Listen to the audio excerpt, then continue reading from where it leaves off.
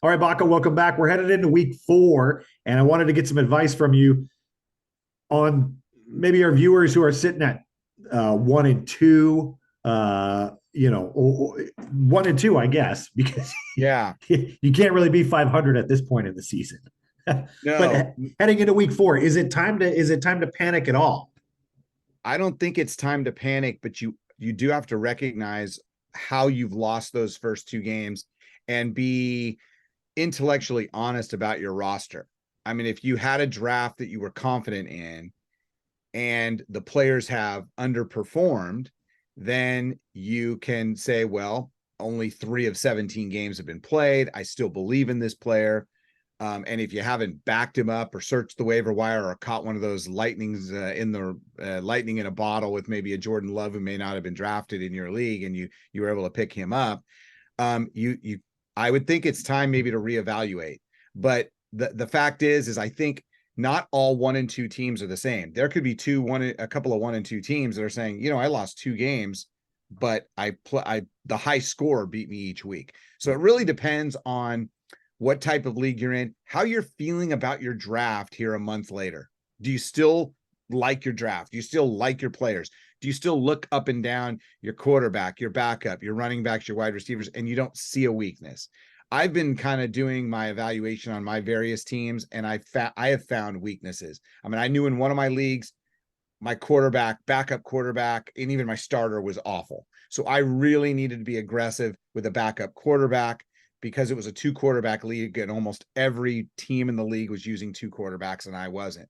So you got to be aggressive with that. Then you got to look at your positions of strength.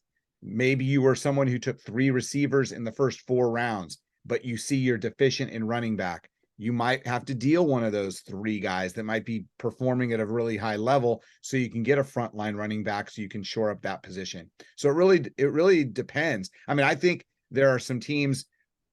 We talk about the 1-2 team, Matt, but what about the 0-3 team? And you've been blitzed in the first 3 rounds, first 3 weeks, and you were just in deep trouble. I That didn't want is, to bring them up, but okay. yeah.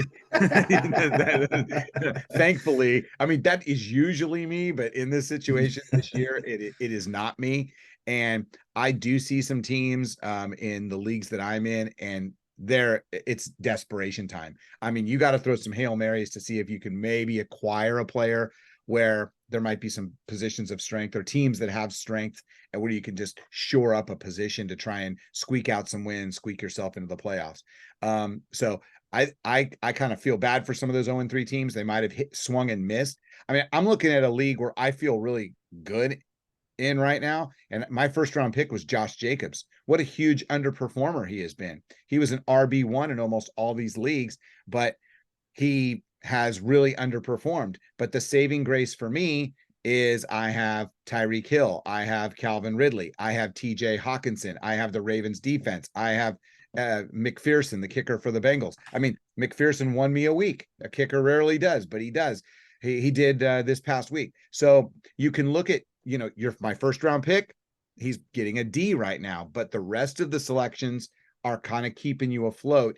But you kind of got to realize, like, is that guy a Jacobs? Do you expect him to come around? And I think those are some of the big questions, Matt, as we move on to week 4, week 5. I mean, how long do you stick with these guys? And I think we'll do a show later on in a couple of weeks. Like, okay, this guy is completely fallen on his face, like a Darren Waller, he's just not performing. What do you do? What do you do with a guy like that? I would imagine you're panicking if you are 1-2 and you lose this week. Yes. Yeah. I mean, you don't want This is a must win.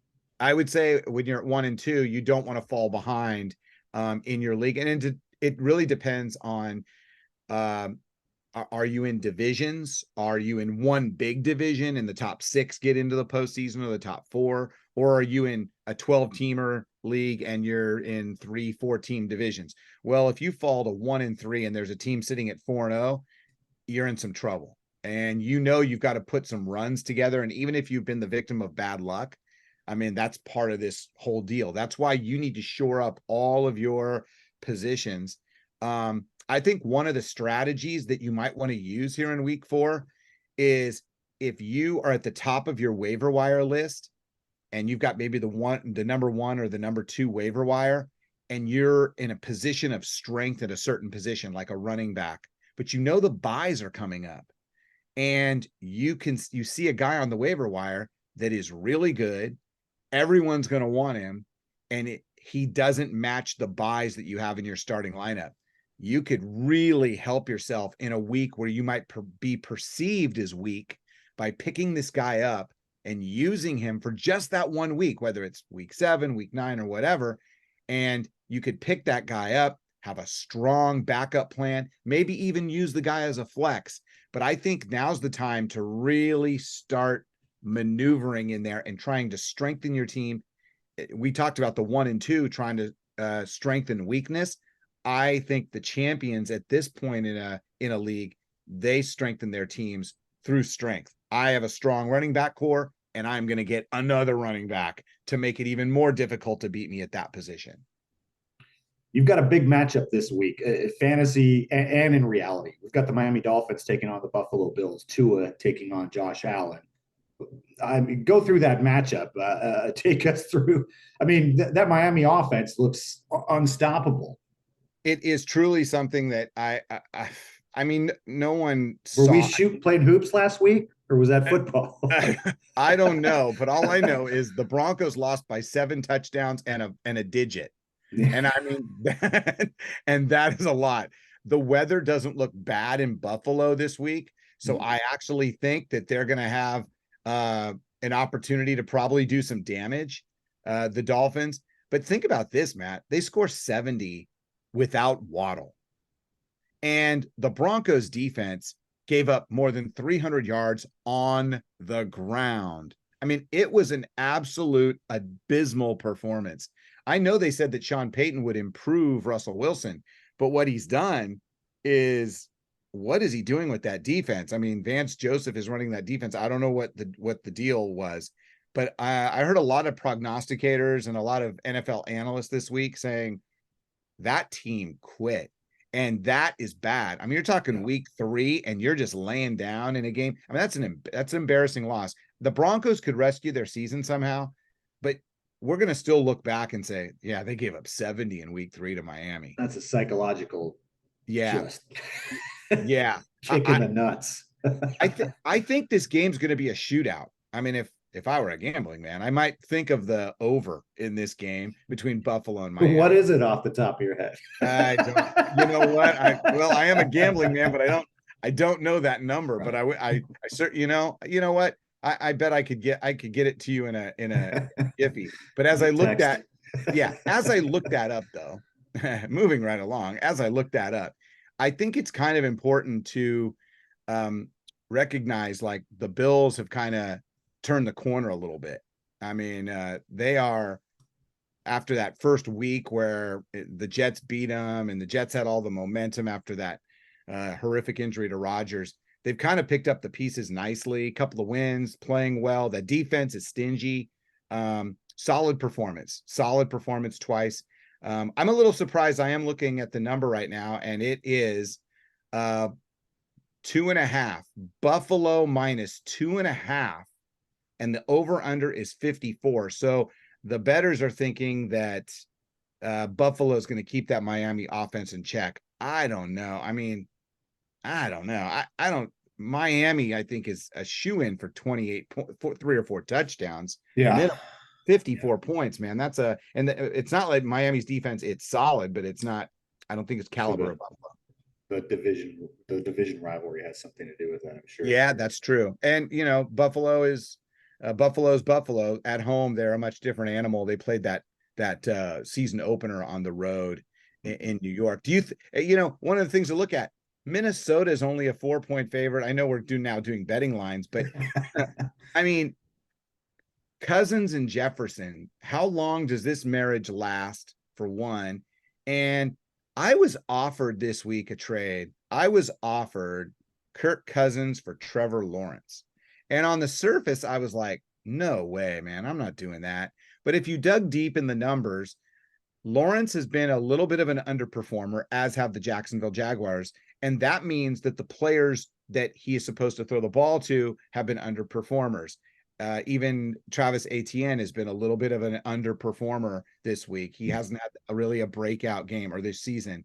And I look at, Lawrence and Calvin Ridley. Those are the two guys they're really leaning on. I think Jacksonville, to be able to get going, they're going to need those two to really pick it up. Lawrence, I had to think twice about that trade. I turned it down because I do believe in Lawrence. I think Lawrence is going to have a fantastic monster year, but the first 3 weeks have been, how shall I say, uninspiring, especially from a fantasy perspective. Yeah.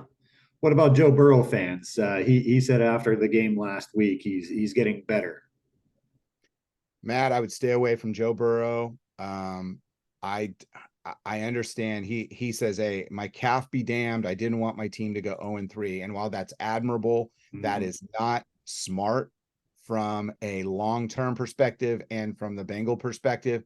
And I hearken back to all the, Kevin Durant and calf strain, torn Achilles, Aaron Rodgers, calf strain. Oh, I feel great, torn Achilles. It doesn't mean Joe Burrow is going to tear his Achilles, but it means that this thing needs rest, and those things don't rest by you playing football. They rest by you sitting on your backside for about 4 to 6 weeks. The Bengals really can't afford that. So Burrow's going out and he's gritting his teeth and he's playing the good soldier. The problem is his courage in light of this calf strain may ultimately be so costly if it lingers and then he injures it really badly at the end of the year, where he not only misses the end of this year, but something that goes into next year. I just don't think it's wise. And I wonder, Matt, if the Bengals think about it differently, if they had won their first 2 games, if they were 2-0 and he re-injures the calf, right, if they say, you know what, let's just try and play 500 ball and let's get to week 8 and hope we're, 5-2 or 4-3. And then Joe's been given a month to let this thing recover. He didn't feel he could let it recover because his team was 0-2. And those may be the 2 most costly losses of the year because it forced him to play. I don't think it's smart. If from a fantasy perspective, I would not, if I had Burrow, I would try to unload him. I would try to trade him. And if I had him, I better have a really good backup. What's your matchup of the week?